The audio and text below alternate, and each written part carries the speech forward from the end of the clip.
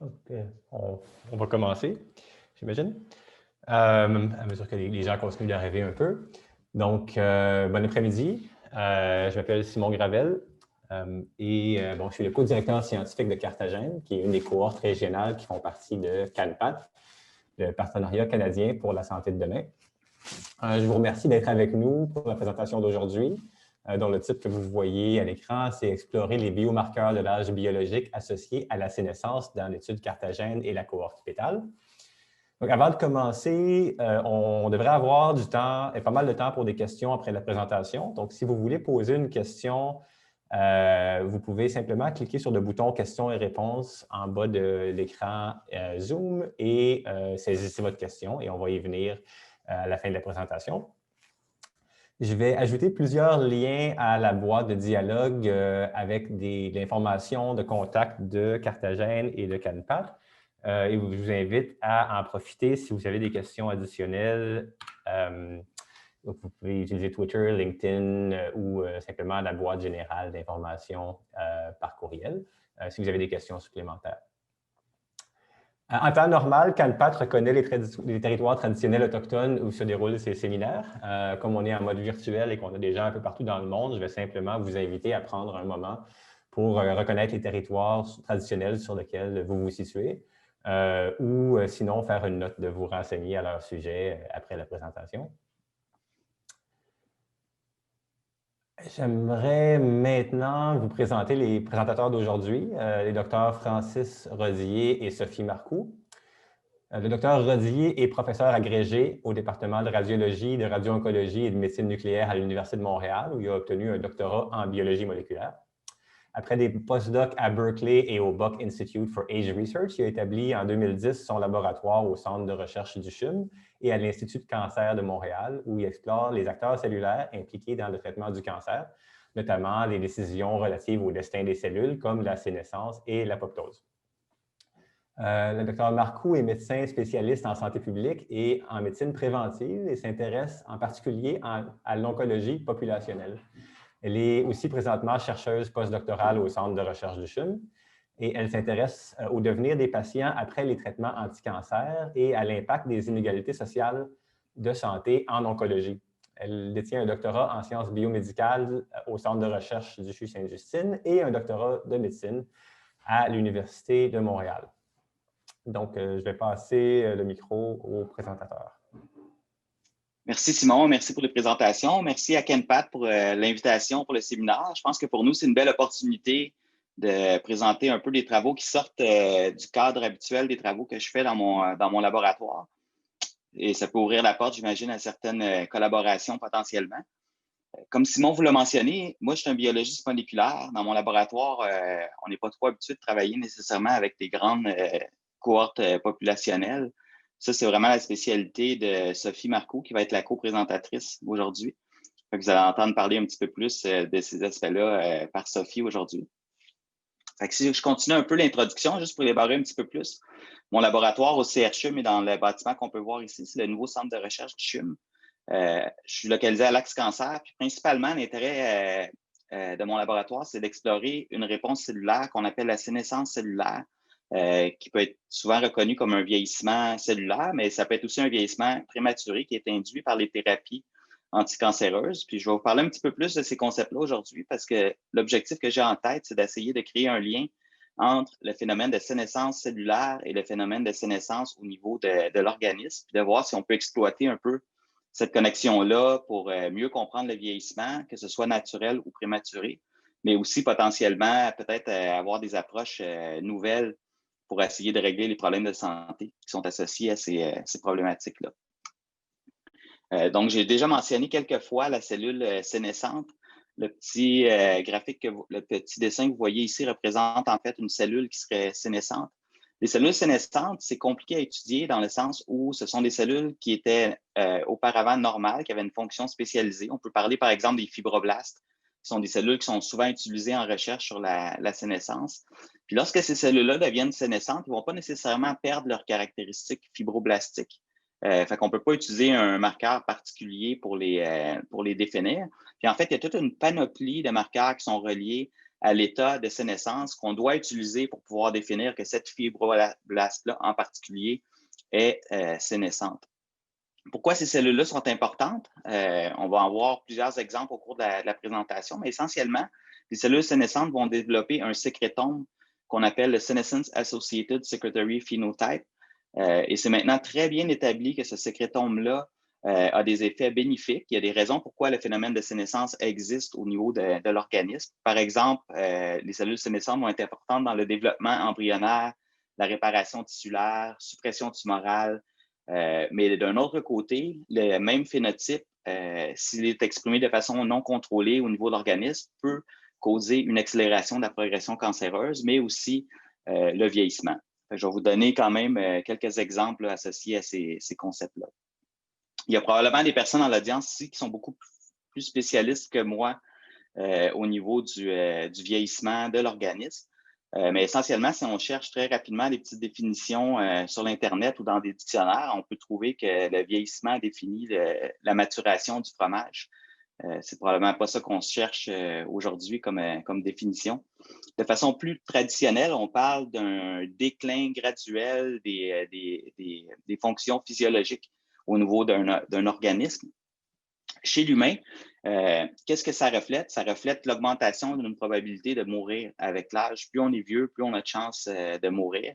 Ces probabilités-là sont associées au développement de maladies qu'on appelle souvent les maladies associées au vieillissement ou les age-associated diseases. Il y a toute une panoplie de ces maladies-là. Je vais en présenter plusieurs quand même de façon brève pendant le séminaire, mais je vais vous donner un exemple plus particulier sur lequel moi je suis plus familier, qui est l'exemple du cancer, qui est aussi une maladie associée au vieillissement. Fait que ça ici, c'est des statistiques canadiennes pour l'incidence de cancer.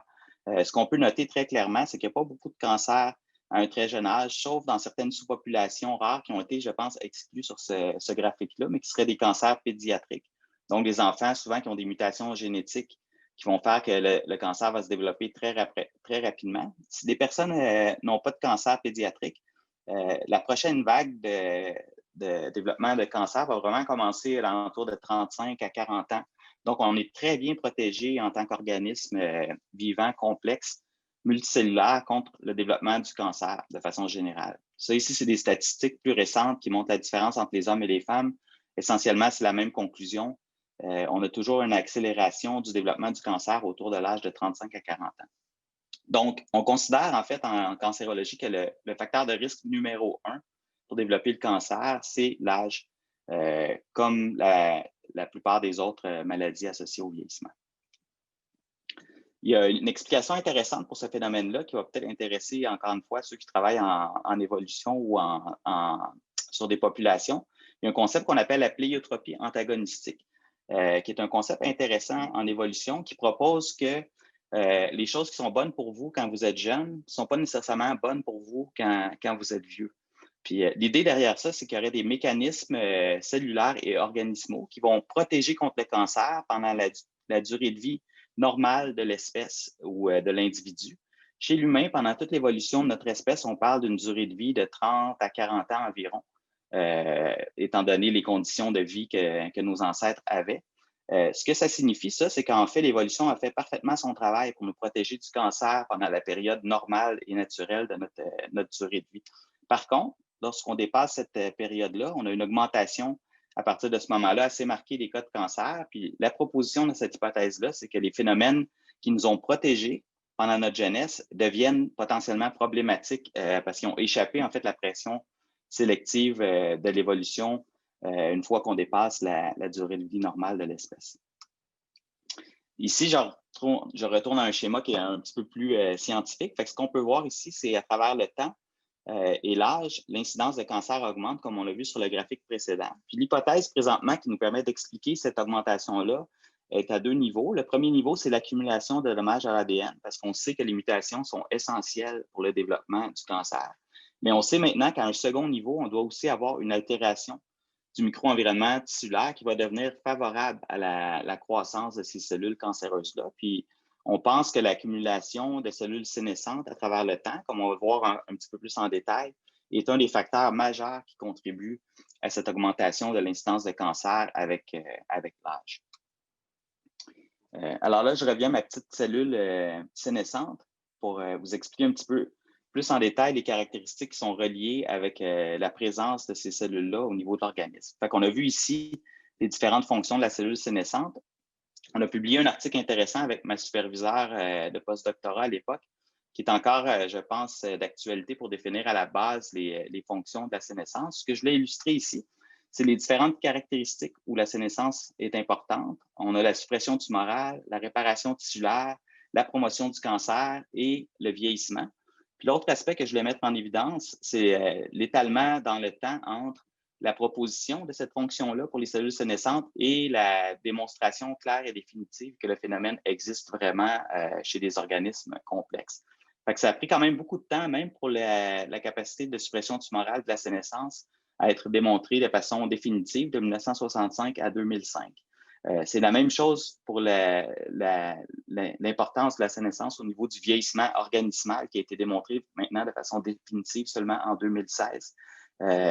Similairement, l'accumulation des cellules sénescentes qui provoque le cancer a été démontrée clairement aussi en 2016 et la capacité des cellules sénescentes à contribuer à la réparation tumorale en 2014.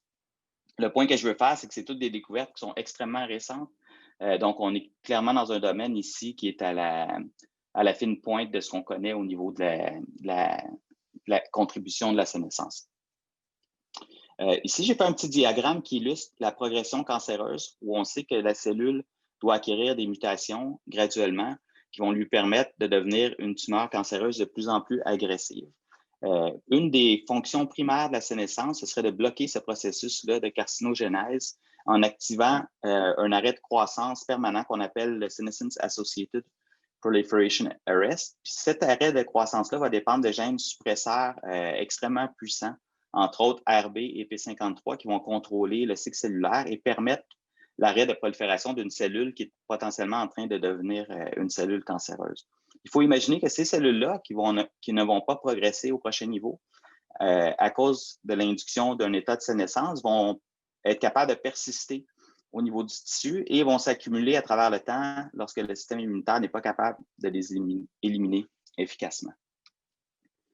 Okay. Ça nous explique un petit peu simultanément deux aspects de la sénescence, un aspect de suppression tumorale, mais aussi un aspect de vieillissement via l'accumulation potentiellement de cellules sénescentes qui sont causées par des stress ou des dommages, incluant les stress oncogéniques au niveau de l'organisme.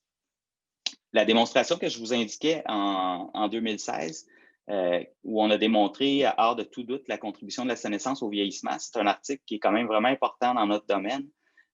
C'est des modèles de souris qui ont été génétiquement modifiés pour pouvoir causer l'élimination de façon spécifique des cellules sénescentes au moment voulu. Donc, on peut laisser le phénomène se produire, les cellules sénescentes vont apparaître, vont s'accumuler. Et lorsqu'on active le transgène, on va avoir l'élimination des cellules sénescentes. Ce que vous voyez ici, c'est deux souris qui ont le même âge, en fait. C'est des souris d'environ 2 ans, si je me souviens bien, ou 2 ans et demi sur cette image-là. On peut voir ici la souris qui n'a pas subi l'élimination de ces cellules sénescentes. Puis à droite, la souris qui a l'air toute jeune, où on a fait l'élimination de façon efficace des cellules sénescentes. Les stratégies qui sont utilisées pour faire ça, c'est des approches de manipulation génétique chez l'animal, où on va avoir des rapporteurs qu'on appelle Senescence Associated Reporters, qui vont être activés de façon spécifique dans la cellule sénescente. Ça nous permet de visualiser ces cellules-là en temps réel, même à l'intérieur d'un animal, mais ça nous permet aussi, au moment voulu, via l'ajout d'un signal d'élimination, de causer la destruction de ces cellules sénescentes-là et donc potentiellement de restaurer la fonctionnalité des tissus où les cellules sénescentes contribuent finalement à désorganiser la fonction tissulaire. Ça ici, c'est le modèle qui a été utilisé pour ce papier-là qui a été publié en 2016. Je voulais illustrer ici un deuxième modèle auquel j'ai contribué à développer quand j'étais chez le docteur Campisi en Californie, où on a fait une approche similaire. Puis avec ce modèle-là, ce qu'on a démontré, c'est que l'élimination, ici, on peut voir que l'irradiation des souris, par exemple, va causer une activation de la réponse de sénescence et donc l'accumulation des cellules sénescentes chez la souris. Puis on peut éliminer de façon efficace ces cellules-là via l'ajout d'une molécule qui va activer le programme de destruction des cellules sénescentes. La découverte importante dans cet article-là, c'était que si on élimine les cellules sénescentes pendant, par exemple, la réparation d'une blessure qui a été causée chez la souris, où on a aussi l'activation d'une réponse de sénescence, en fait, on a un défaut au niveau de la réparation tissulaire. Ça amène un concept qui est extrêmement important. Ça veut dire qu'on ne peut pas, de façon permanente, éliminer les cellules sénescentes au fur et à mesure que ces cellules-là apparaissent, ou même les empêcher d'apparaître, parce que ces cellules-là ont une fonction importante au niveau de la régulation de l'organisme. Fait que ça crée des problématiques quand même sérieuses par rapport à la manipulation génétique de la sénescence. Puis ça peut expliquer aussi pourquoi ça a pris tellement de temps avant d'avoir les bons modèles qui nous permettent maintenant de poser les vraies questions par rapport à l'importance de la sénescence cellulaire. Fait que là, on a couvert la réparation tissulaire. Au niveau de la promotion tumorale, une des démonstrations les plus claires aussi a été inclus dans la même expérience où on a fait l'élimination des cellules sénescentes chez des souris qui étaient déjà adultes. Puis on a fait ensuite l'analyse de la survie à plus long terme. Puis on peut voir qu'il y a plusieurs phénotypes associés au vieillissement qui ont été guéris ou atténués chez ces souris-là suite à l'élimination des cellules sénescentes. On a observé une augmentation de la durée de vie de 25 à 30 %. Mais un phénotype important que j'ai juste ici qui a été réduit, c'est l'incidence de cancer qui a été diminuée de façon majeure au niveau de ces souris-là, démontrant que l'accumulation des cellules sénescentes peut contribuer à l'accélération de la carcinogénèse. Un dernier point que je veux faire à propos des cellules sénescentes, encore une fois, on a ce graphique-là de carcinogénèse où on a l'augmentation de l'agressivité de la tumeur. On sait déjà que la sénescence va empêcher cette progression-là tumorale, mais par contre, de façon paradoxale, l'accumulation des cellules sénescentes dans le tissu via le sécrétome inflammatoire généré par ces cellules-là va, lui, être capable de promouvoir l'accélération de la carcinogénèse, ce qui explique un peu pourquoi l'élimination de ces cellules sénescentes-là réduit l'incidence de cancer chez ces souris-là, où les cellules sénescentes ont été éliminées. Donc, je reviens un petit peu à un diagramme qui est peut-être connu pour ceux qui travaillent sur le vieillissement. On parle souvent des hallmarks of aging. C'est un terme aussi qui est utilisé maintenant en gérosciences où on essaie de comprendre de façon plus pointue en biologie cellulaire et moléculaire ce qui se passe au cours du vieillissement. Si on regarde un petit peu ces hallmarks-là plus en détail, on voit que la sénescence cellulaire est un hallmark important parmi tant d'autres, en fait, qui vont causer le vieillissement. Le point que je voulais illustrer ici, quand même, c'est qu'en réalité, la totalité des hallmarks of aging qui sont illustrés ici sont reliés à la sénescence cellulaire. On peut voir ici la description des différents hallmarks et les phénotypes spécifiques associés à la sénescence qui sont vraiment dérivés directement des hallmarks qui sont inscrits ici. Donc, parmi ces hallmarks-là, probablement que la sénescence cellulaire a une importance qui est quand même assez majeure en tant que tel, en tant que hallmark indépendant, si on veut, qui est interrelié avec les autres. Ça, c'est illustré ici. C'est un petit résumé que le docteur Campisi m'a donné récemment. Il y en a maintenant déjà beaucoup plus que ça. Les découvertes avancent très rapidement parce qu'essentiellement, ce que les gens font, c'est utiliser les modèles qu'on a développés pour tester de façon individuelle pratiquement toutes les maladies associées au vieillissement qui sont connues. Dans tous les cas qui ont été testés jusqu'à maintenant, il y a une amélioration du phénotype pathologique via l'élimination des cellules sénescentes. Ce qui tend à confirmer cette idée que les cellules sénescentes sont probablement un angle assez central des phénotypes pathologiques associés au vieillissement. Ça illustre un peu aussi le concept que je vous ai mentionné. Dans cette étude-là en particulier, qui était une des premières à démontrer l'importance des cellules sénescentes pour une maladie spécifique, on voit que les différents types de sénescence dans différents types de cellules sont importantes pour l'athérosclérose à peu près à tous les niveaux de la maladie. Donc, si on élimine ces cellules-là, on atténue la maladie. Mais pourquoi on ne peut pas, dans ce cas-là, juste éliminer la sénescence? Je vous ai déjà mentionné la réparation tissulaire. J'ai un diagramme ici qui explique un petit peu, qui revient à cette idée de la pléiotropie antagonistique. Le vrai problème, en fait, c'est que le vieillissement est balancé avec tous ces mécanismes-là suppresseurs de tumeurs qui vont nous empêcher de développer le cancer en tant qu'organisme multicellulaire complexe. Si on atténue les réponses de suppression tumorale, en fait, on pourrait penser qu'on va diminuer le vieillissement, ce qui est probablement vrai, mais le problème, c'est que l'organisme ne va pas atteindre cette amélioration au niveau du vieillissement, étant donné que de façon systématique, la diminution des mécanismes suppresseurs de tumeurs va augmenter l'incidence de cancer chez les organismes qui sont jeunes. Donc, ça fait un peu le sommaire de cette idée qu'on ne peut pas éliminer la sénescence. Il faut essayer de travailler avec les cellules sénescentes qui sont déjà présentes et potentiellement de retirer les cellules sénescentes qui sont particulièrement pathologiques dans différents contextes. Ça nous amène à une approche maintenant. Cette diapo-là, je l'ai adaptée à partir d'une présentation d'une compagnie de biotechnologie qui s'appelle Unity, qui a été fondée justement par les laboratoires qui ont développé ces modèles-là, le Dr. Campisi, le Dr. Vanderson, qui ont développé les modèles où on peut éliminer les cellules sénescentes. Mais l'idée essentiellement, c'est de développer des drogues qu'on appelle des sénolytiques qui pourraient éliminer les cellules sénescentes de façon spécifique ou préférentielle et potentiellement restaurer la fonctionnalité au niveau des tissus suite à un traitement sénolytique.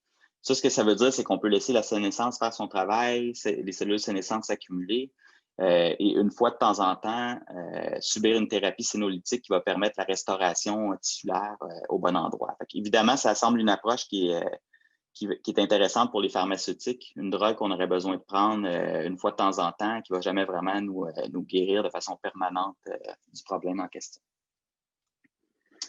Je vais terminer la première partie d'introduction avec un dernier concept. Je vous ai parlé de la sénescence au cours du vieillissement naturel. Dans mon labo, on travaille plus sur le cancer. En fait, on s'intéresse particulièrement à l'idée que les traitements par chimiothérapie ou radiation vont activer des dommages au niveau cellulaire et ces dommages-là vont activer plusieurs types de réponses cellulaires, incluant la réponse de sénescence cellulaire qui inclut des dommages extracellulaires. Donc, la question qu'on s'est posée, c'est est-ce que ces traitements-là peuvent induire la sénescence dans les cellules cancéreuses? C'est une bonne question, en fait, parce que je vous ai déjà mentionné qu'au cours de la carcinogénèse, la cellule cancéreuse va perdre sa capacité d'entrer en sénescence pour dépasser cette barrière-là qui empêche la progression tumorale. On peut s'imaginer que la cellule cancéreuse qui est ici n'a probablement plus ou du moins une capacité diminuée d'entrer en sénescence. Donc, dès 1999, il a été démontré que les cellules sénescentes cancéreuses en culture pouvaient être induites dans un état qui ressemblait à la sénescence suite à des traitements de chimiothérapie. Puis, en 2008, quand j'étais chez le Dr. Campisi, Jean-Philippe Copé, qui était vraiment un excellent étudiant au PhD, on en veut des comme ça, a démontré que il était capable de détecter une réponse de sénescence dans la prostate humaine suite à un traitement de chimiothérapie, démontrant pour la première fois, en fait, qu'on voyait une réponse de sénescence in vivo chez l'humain. Mais cette étude-là avait été faite sur des tissus cancéreux de la prostate. Plus récemment, Marco De Maria, un postdoc qui a travaillé après moi chez le Dr. Campisi, a publié un article extrêmement intéressant qui, je pense, est très important pour la suite de la présentation aujourd'hui. Ce que Marco a démontré, c'est que si on traite des souris avec la chimiothérapie, la même qu'on donnerait par exemple chez l'humain pour le cancer du sein, ces souris-là vont développer des phénotypes de vieillissement prématuré. Et de façon importante, si on élimine les cellules sénescentes en utilisant les approches génétiques que j'ai décrites chez la souris, on est capable de restaurer la fonctionnalité chez ces souris-là et donc de rajeunir ou d'éliminer le vieillissement prématuré qui avait été causé par la chimiothérapie. Je vais laisser la parole à Sophie qui va nous parler un petit peu de ce phénomène-là chez l'humain. Oui, merci Francis et merci beaucoup pour l'invitation. Ça me fait vraiment, vraiment plaisir d'être là avec Francis aujourd'hui pour parler de choses qu'on a faites en collaboration, là, vraiment interdisciplinaires et je pense que ça donne des questions et des projets de recherche super pertinents et intéressants. Donc, je vous amène un peu dans le monde clinique après cette belle introduction sur la sénescence et puis peut-être un petit aparté. Dans la présentation tout à l'heure, on a dit que je m'intéressais à l'oncologie populationnelle. C'est une variante de l'oncologie. Donc, au lieu d'être un oncologue, de voir des patients, ben c'est que de par mon chapeau de médecin en santé publique, ben je m'intéresse à l'oncologie, mais en ayant la population au complet comme patient. Donc, c'est une toute autre perspective. Alors, qu'est-ce qu'on sait de la clinique? Qu'est-ce qu'on sait du devenir post-traitement de cancer? j'ai commencé à m'intéresser à cette question-là pendant mon PhD à Sainte-Justine. Et ça fait maintenant là, 15-20 ans que les données s'accumulent de façon assez solide pour dire que, ben, de un, les enfants, les adolescents qui ont été traités pour un cancer avec de la chimiothérapie et ou de la radiothérapie, ben, malheureusement, quand on les observe à long terme, il se passe deux choses. De un, ils ont beaucoup plus de problèmes de santé chroniques que leur fratrie, que la population générale. Et ces problèmes de santé-là, de toutes sortes, ils surviennent beaucoup plus tôt que ce à quoi on s'attendrait. Et c'est très, très, très varié, là. On va parler autant de diabète, de cataracte, de déconditionnement physique, d'atteintes cognitives. C'est très varié. On sait qu'il y en a certains qui sont spécifiques à certains traitements, mais il y en a aussi qui ont l'air d'être plutôt générales. Donc, si je résume en fait, ce qu'on sait avec certitude, c'est que les traitements anti-cancer ont l'air de générer ce qui pourrait s'apparenter à une espèce de vieillissement accéléré, mais on ne sait pas trop comment ça se passe ou qu'est-ce qui cause ça. Et là, j'imagine que vous voyez bien le lien avec ce que Francis vient de présenter. Alors, voilà, qu'est-ce qui se passe et surtout, comment ça arrive? Parce qu'une fois qu'on peut comprendre qu'est-ce qui se passe, bien, habituellement, on peut agir. Donc, on a commencé à s'y intéresser avec une petite étude pilote, là, vraiment pour voir, bien, une fois que ces enfants, ces adolescents-là ont été soignés pour leur cancer, qu'ils ont obtenu un statut de guérison, là, entre guillemets, parce que le cancer est maintenant considéré comme une maladie chronique, bien, est-ce qu'on a des traces de sénescence? Est-ce qu'on a des indices qu'il y a quelque chose qui est différent chez ces patients-là devenus de jeunes adultes? Alors, on a commencé par regarder un marqueur qui peut se mesurer dans la peau. Avec une petite étude pilote là, de mémoire, il y avait une dizaine de patients pour lesquels on a pris des biopsies cutanées et on a mesuré un marqueur de sénescence, puis on a comparé les niveaux de ce marqueur-là avec des membres de leur fratrie qui n'avaient pas eu de traitement anti-cancer. Et à partir de l'étude pilote, bien, ça nous a dit oui, même plusieurs années plus tard, ce qu'on voit, c'est que quand on compare les patients post-traitement pour un cancer, puis les membres de la fratrie, bien, déjà, on voit que même si ça ne veut pas une grande différence d'âge chronologique, on voit déjà qu'il y a une sénescence qui semble présente chez les survivants puis qui n'est pas là dans la fratrie. Alors, évidemment, bien, ça a piqué la curiosité et puis on a voulu approfondir ça. Et on a eu la chance de le faire dans le cadre d'une étude qui s'appelle PETAL. Alors, PETAL, qu'est-ce que c'est? C'est une étude de cohorte où on voulait vraiment voir que deviennent les survivants là, plusieurs années après les traitements. Donc, prochaine diapo. J'avance une diapo de plus. Tu reviendras après à ça. Oui, merci. Donc, en fait, ici, c'est un tableau sommaire là, de la cohorte pétale. En gros, ce sont 246 jeunes adultes qui ont été traités pour une leucémie lymphoblastique aiguë en bas âge. Donc, l'âge moyen au diagnostic, là, c'était environ 6 ans, donc très, très jeune au moment de recevoir la chimio et ou la radiothérapie.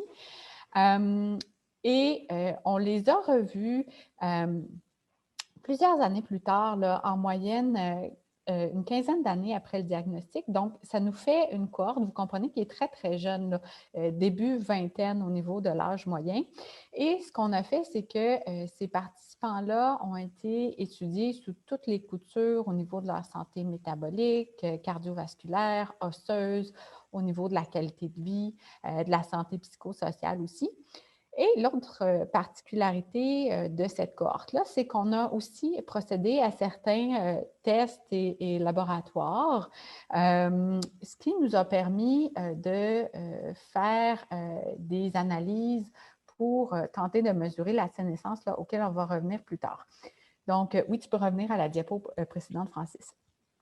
Donc, en gros, ce qu'il faut retenir, c'est que Pétale nous a permis de confirmer, de vérifier ce processus de sénescence qu'on imagine accéléré post-traitement anti-cancer.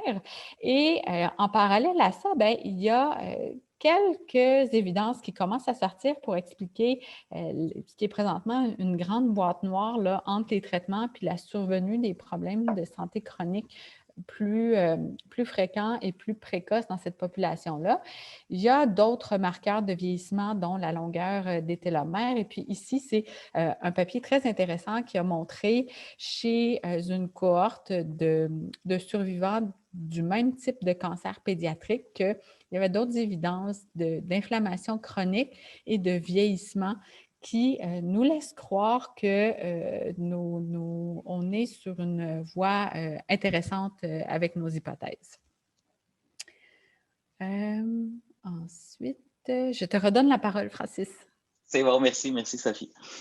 Donc, en fait, ce que Sophie vient de vous montrer, c'est qu'on peut tester dans ces populations de patients-là certains biomarqueurs de sénescence. Là, je reviens, il y a un concept que vous allez voir un petit peu plus loin qu'on appelle les Quantitative Senescence Associated Biomarkers, les QSAB. En fait, l'idée, c'est qu'on puisse mesurer de façon quantitative, c'est la quantité de cellules sénescentes. Ce concept-là n'est pas si simple, en fait.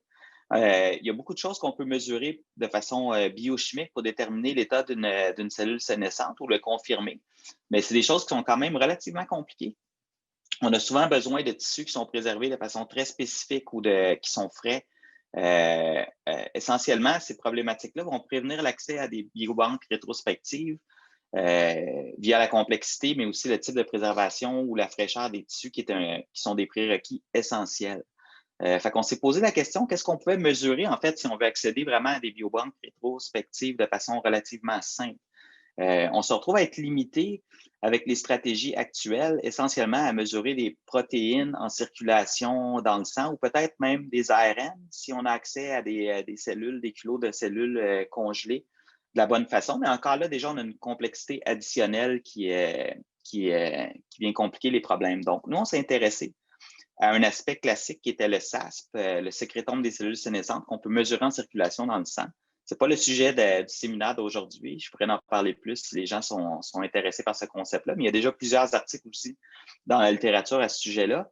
Donc, ça, on fait ça en utilisant un multiplex qu'on appelle le VPlex, qui nous permet de faire 40 ELISA simultanés. On a commencé à travailler sur les données de la cohorte Carthagène avec cette technologie-là. Ça fonctionne très bien. Il y a certaines problématiques.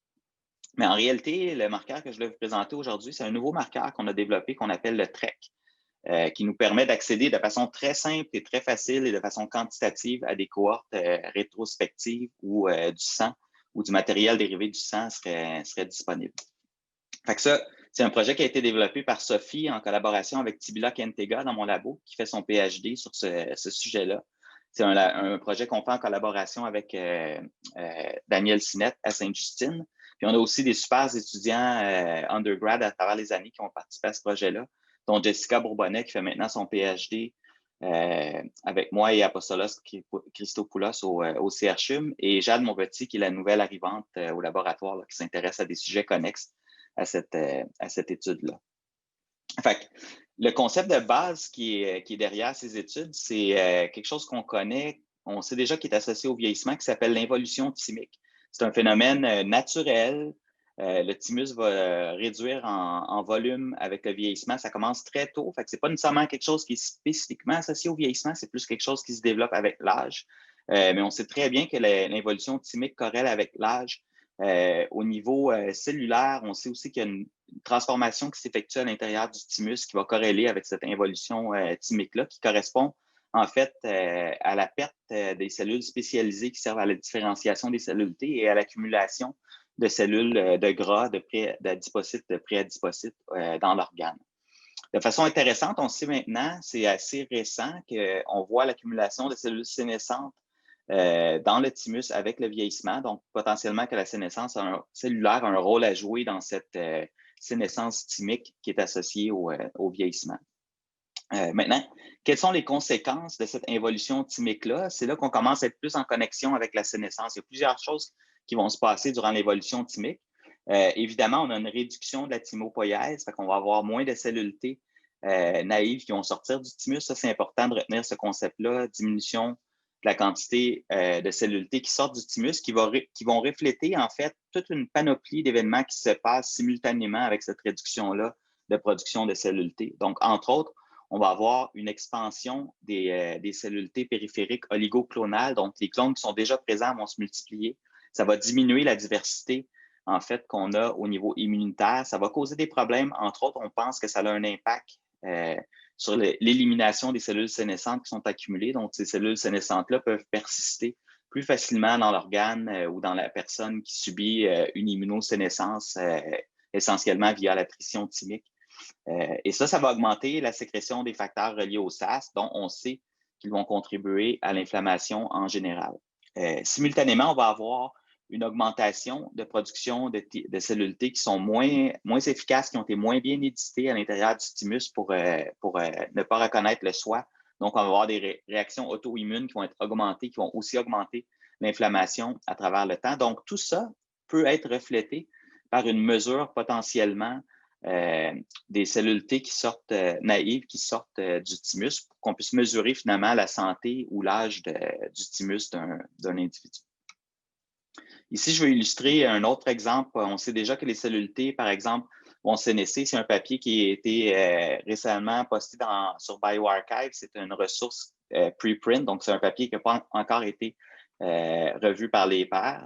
Il faut prendre ça avec un grain de sel, mais ça reste quand même intéressant, puis c'est supporté par d'autres études préalables. Mais essentiellement, ce qu'on montre ici, c'est que si on prend des personnes jeunes et vieilles, on isole des sous-compartiments sanguins, on mesure la sénescence de façon spécifique, on peut voir que les T-cells augmentent leur sénescence durant le vieillissement comparativement à d'autres sous-compartiments de cellules immunitaires comme les NK, des natural killers, disons, qui n'ont pas tellement augmenté leur niveau de sénescence. Ce que je voulais illustrer ici, c'est encore une fois, oui, on peut mesurer ces paramètres-là, mais ça reste des approches qui sont très complexes, encore une fois, pas compatibles avec des biobanques rétrospectives. Donc, l'approche qu'on a proposé d'utiliser, suite à des discussions avec des collègues cliniciens, en fait, en particulier Phil Wong, qui était un radio-oncologue au CHUM à l'époque, qui avait entendu parler de ce marqueur-là, c'est l'utilisation des TREC. Les TREC, c'est les T-cell Receptor Excision Circles. Donc, quand les cellules T à l'intérieur du thymus vont maturer pour créer une diversité d'antigènes, mais aussi pour empêcher la reconnaissance du soi, il y a des altérations au niveau du génome qui sont produites dans le locus des récepteurs des cellules T. Il va y avoir une recombinaison qui va se produire, puis un cercle d'ADN qui va être produit dans chacune des cellules T. Ce cercle ADN-là est très stable. Il ne possède pas d'origine de réplication, donc il ne va pas être répliqué en même temps que la cellule va répliquer son ADN pour se diviser. Donc, il ne se dégrade pas. Il est stable, surtout à cause de son état circulaire. Il va persister à travers le temps. Par contre, ce marqueur-là, une fois que les cellules T vont avoir sorti du thymus, il va se diluer avec la division cellulaire. Donc, si on est capable de mesurer les TREC, en réalité, ce qu'on est en train de mesurer, c'est vraiment la quantité d'immigrants récents du thymus. Donc, on a une idée de la production thymique. Puis la beauté avec cet essai-là, c'est quelque chose qui peut être mesuré dans le sang de façon très facile. On peut le mesurer dans du sang complet qui a été congelé pour une longue période. Les ADN circulaires sont très stables. On peut le mesurer aussi dans des extraits de cellules ou même dans l'ADN génomique qui a déjà été extrait à partir du sang. Fait qu'ici, je vous présente une étude récente qui illustre le concept. On a ici la maturation des cellules T avec les petits TREC qui sont contenus dans les lymphocytes T. Si on prend des grandes cohortes de patients, on peut mesurer les niveaux de TREC et les corréler avec l'âge sur ces cohortes-là de patients et on peut voir qu'il y a une petite différence entre les hommes et les femmes.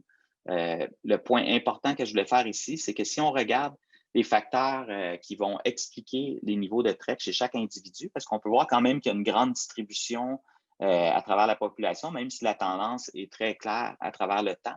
On a l'âge qui va expliquer une portion des niveaux de TREC.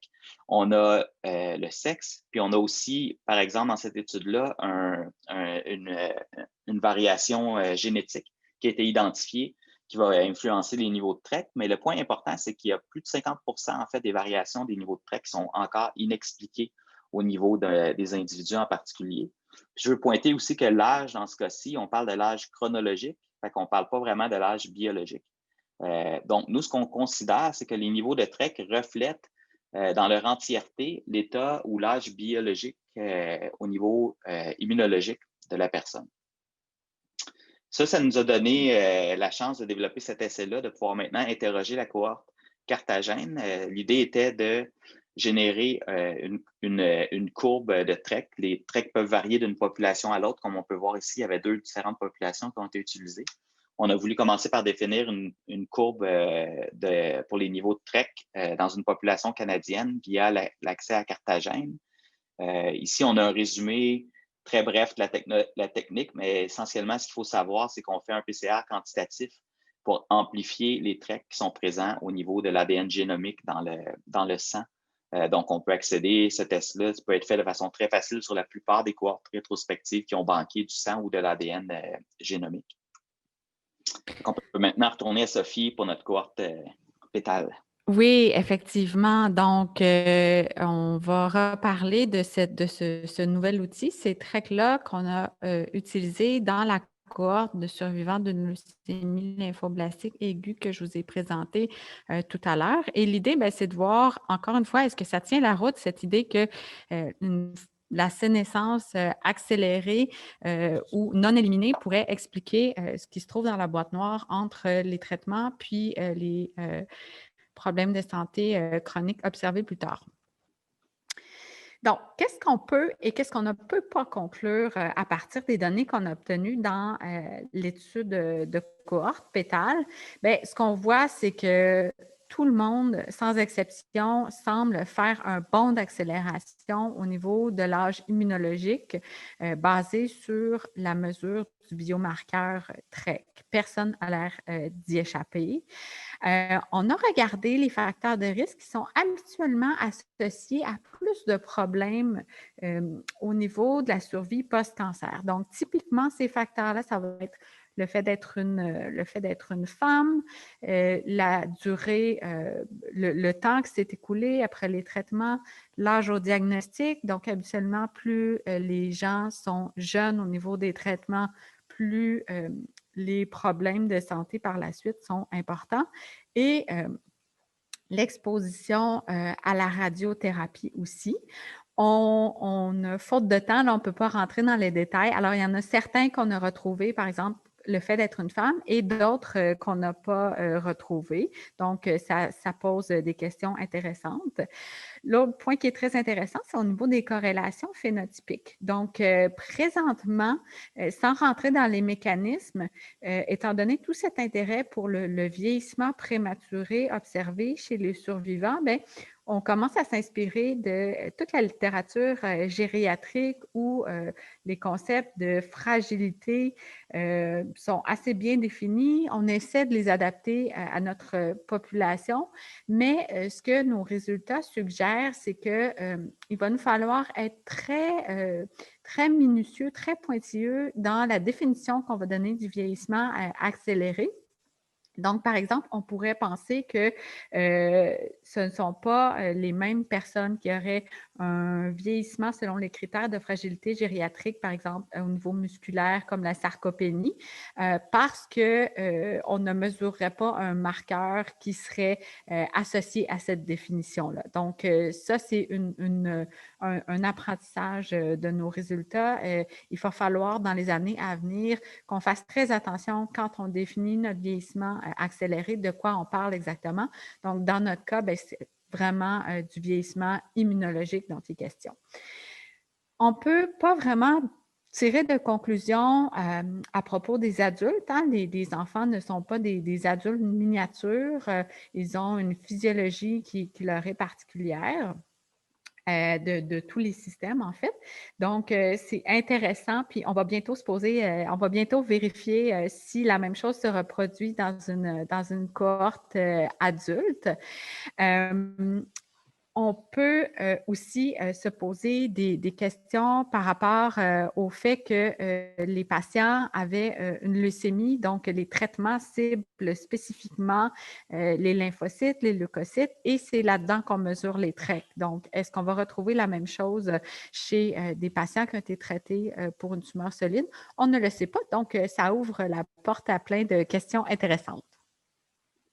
Je vais juste mentionner, j'ai sauté quelques diapos, vous avez remarqué, parce que le temps file rapidement. C'est la première fois qu'on donne ce séminaire-là. Je pense que c'est un petit peu plus long qu'on pensait. Mais essentiellement, ce que je voulais mentionner ici, c'est un exemple de perspective. Comme Sophie le mentionnait, on n'a pas d'informations encore sur les cancers solides. Il y a une étude qu'on fait, on a eu présentement les fonds pour faire une étude clinique basée sur une découverte qu'on avait fait, une stratégie d'élimination des cellules sénescentes dans le traitement du cancer de l'ovaire. Donc, on va maintenant coordonner plusieurs études au laboratoire dans ce contexte-là avec une cohorte finalement de patientes adultes qu'on va pouvoir aussi comparer à Carthagène pour mesurer justement les niveaux de TREC dans ces patientes-là et voir si on peut avoir des résultats qui sont similaires finalement à ce qu'on avait obtenu avec la cohorte pétale pour Carthagène. Je pense que Sophie avait aussi des brèves perspectives. Oui, très, très rapidement, parce que le temps file. Je pense que c'est un appel à l'ouverture, tout simplement, parce qu'on a parlé beaucoup de cancer, mais comme médecin spécialiste en santé publique et médecine préventive, je ne peux pas m'empêcher de me questionner par rapport à certaines pratiques qu'on a.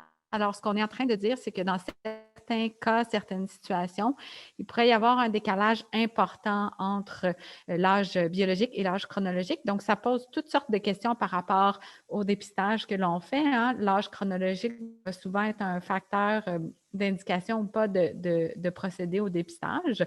Et sinon, dernière diapo en ce qui me concerne, la suivante, Francis, oui, voilà. Il y a tout un champ qu'on peut essayer d'explorer par rapport à différentes expositions au stress chronique, à la pauvreté, à la pollution. Pour le cancer, on sait très bien que le fait d'avoir un statut socio-économique défavorisé augmente les risques de cancer et rend le pronostic plus sombre. Est-ce que la sénescence a un rôle à jouer là-dedans? Puis de façon générale, ben, on sait que nos populations plus défavorisées ont plus de multimorbidité. Donc, est-ce que le fait d'avoir un statut socio-économique défavorisé en lui-même serait une cause de sénescence accélérée? Ce sont toutes des questions sur lesquelles on pourrait se pencher à l'aise sur la base de grandes études populationnelles, là, comme peut le permettre Carthagène, par exemple. Mais merci, évidemment, pour la cohorte pétale, principalement à Sainte-Justine.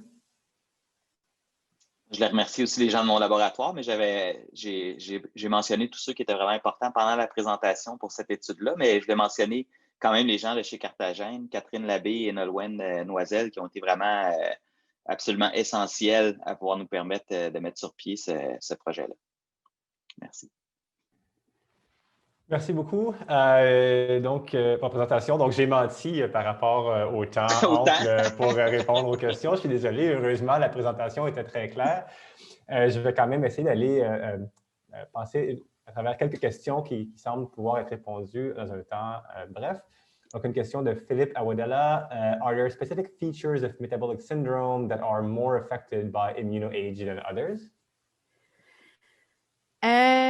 De mémoire, il n'y avait pas d'association aussi claire, non. C'était vraiment le syndrome métabolique comme entité clinique là, qui était associé, mais il faudrait que je retourne voir. Une question de Francis Leblanc.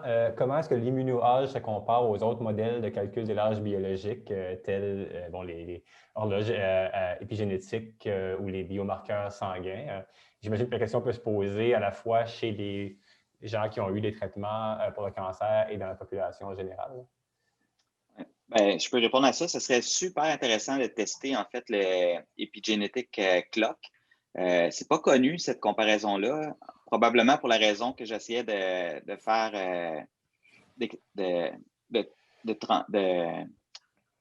la raison que j'ai mentionnée pendant la présentation, que ça prend des échantillons qui sont plus complexes. Ça coûte beaucoup plus cher aussi pour effectuer ces mesures-là comparées aux mesures qu'on a fait avec les TREC.